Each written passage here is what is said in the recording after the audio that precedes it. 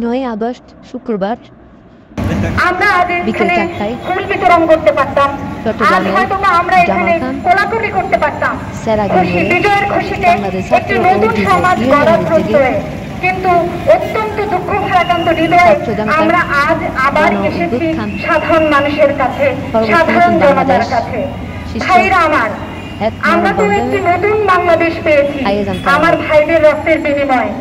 এই বাংলাদেশটা আমরা সুন্দর করে গড়ব, বৈষম্যহীনভাবে গড়ব।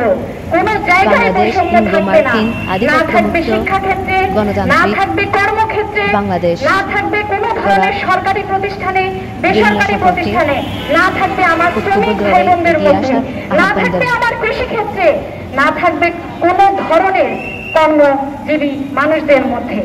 বৈষম্যহীন আন্দোলন, এটা বৈষম্যহীন সমাজ গড়ার আন্দোলন।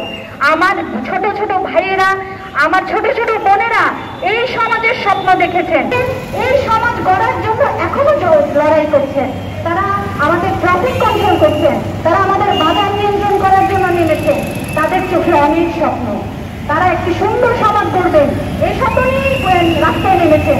কিন্তু আমাদের দেশে যে স্বার্থান্বেষী মহল আছে, আমাদের এই দেশ কোনো সাম্প্রদায়িক রাষ্ট্র না, আমার এই দেশ একটি অসাম্প্রদায়িক দেশ। আমার এই মাটি, আমার এই মা কখনোই কোনো ধরনের প্রতিক্রিয়াশীলতাকে